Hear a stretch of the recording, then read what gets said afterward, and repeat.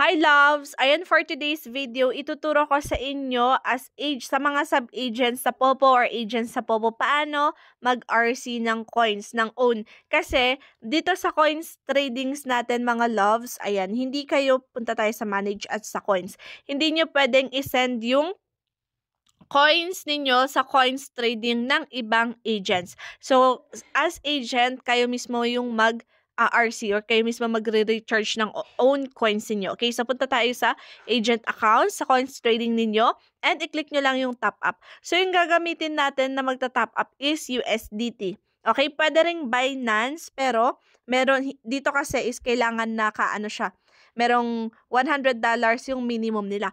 I-pay pwede rin, pero $100. So, ang ginagamit ko talaga dito is USDT para at least na any amount yung pwede mong i-RC dito. Pwedeng $1, pero syempre, wag naman $1 kasi malulugi ka doon. So, yung lagi kong ina-RC or sa akin is $50, $30, ganun. So, okay. So, sa USDT tayo mga loves. Kung hindi nyo pa alam paano gamitin yung USDT natin, nandyan po sa description box ang tutorials paano mag-buy and sell ng money gamit ang USDT, gamit yung Binance. Okay? Panoorin nyo muna yon kung hindi nyo pa alam gamitin ang USDT. Pero ngayon, sa mga alam nang gumamit ng USDT, ang gagawin na lang natin, ayan, i-copy natin tong contract address. Okay, yung contract address nila dito is magbasa kayo sa mga nakasulat dito, which is USDT TRC20 po. Okay, yung chain niya is TRC20. Okay? Ayan. So, merong recharge agent, pero mas maganda pag kayo mismo yung mag-RC. So, pupunta tayo sa Binance ko, and then, ayan, mag-RC tayo. So, meron akong funds dito. Pupunta lang tayo sa assets natin, mga loves. Ayan, assets natin. And then, pupunta tayo sa aking funding. So, click natin. Ayan, nakikita nyo yung touches ko. Click nyo yung funding. And then, i-click-click ko lang dito yung withdraw. So, mag-withdraw ako dito. I-click-click ko yung USDT yan. Click USDT. Isa-send natin via crypto network. So, click send via crypto network. And yung address natin, ito, dito natin ipe-paste yung address na kinapi natin dito. Ayan, yung kinapi nyo na address dito, ipe-paste nyo dito sa address. Tapos, i-click nyo tong network. Yung network na pinili, USDT TRC20, iisa lang yung network nila ha, USDT TRC20. Pag hindi TRC20 na pindot nyo, nako, hindi na mababalik yan pag nagkamali kayo, okay? Okay? Ayan, so yung minimum amount ilalagay ko, sige, $50, sasampulan ko kayo. Pag $50, 49 USDT yung mare-receive kasi merong network fee na $1. So, 49 USDT yung mare-receive ko na coin. So, ita-times nyo yung 49 USDT times 9,900 kasi ang isang 1 USDT is 9,900.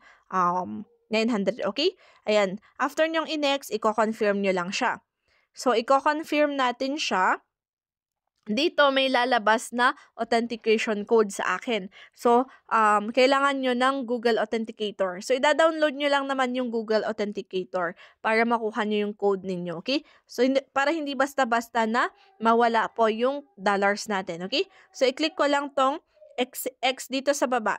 Yung view options, i-click ko na, or i-click nyo tong my passkey are not available para lalabas tong Authenticator app. Okay, so i-download nyo tong Authenticator app, mga loves. Ayan, yan yung Authenticator app, application yan. Kakopy ko lang yung aking code dito, yung nandyan, and then ipe-paste ko lang siya. Pag pinaste nyo siya, yan, withdrawal processing na siya, mga loves. Hindi ko sure if nakunan sa video, sa recording ko, kasi talagang tinatakpan yan ng Authenticator yung ating code. Pero ganyan yung gagawin niyo.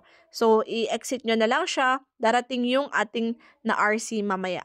So, magbabawas na yung aking dollars. Darating yung aking RC dito mamaya. Yan. Ayan, oh. So, dumating yung own withdrawal ko pala. Ayan, so nagpa-processing na siya. So, click natin yung details. Ayan yung details ko, mga loves. Ayan, puro top up. Top up, ayan. Ang dami kong top up everyday, ayan, plus 287. Ako mismo, own ako nagta-top up. Hindi ako bumibili sa ibang mga agent na nagbibenta ng coins. Mahirap na. Okay? So, as agent, you buy your own coins talaga. Okay? As agents.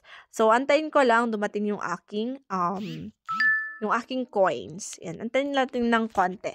Okay? So, kapag may mga questions kayo as agent, mag-comment lang po kayo at sasagutin natin yan. So, gagawa tayo ng tutorials as much as possible para mas maintindihan nyo pa paano gamitin itong Popo. Okay? Ayan. So, exchange. Pwede nyo actually i-exchange yung ano nyo, points nyo, pero for me, naku, wag na lang. Kasi, sayang. Tignan nyo yung 100,000 tapos mababawasan siya ng 800. So, medyo hindi pa. Deposit natin. You have successfully withdrawn. Sige. Iyan na lang natin.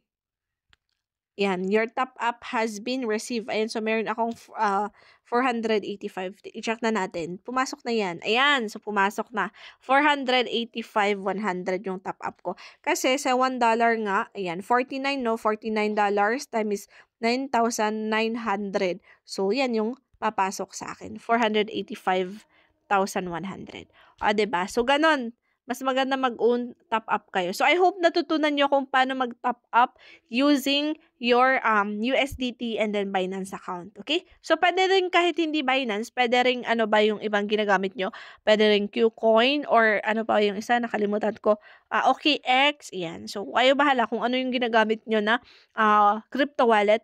Pero, ang importante kasi dito is yung yung USDT, dito nyo lang naman isesend sa kanilang USDT TRC20.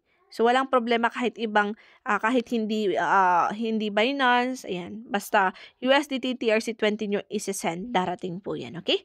So, mag-comment lang kayo if naintindihan or pag hindi naintindihan, explain ulit natin. Mag-comment lang kayo mga loves, okay? Yun lang. Thank you for watching.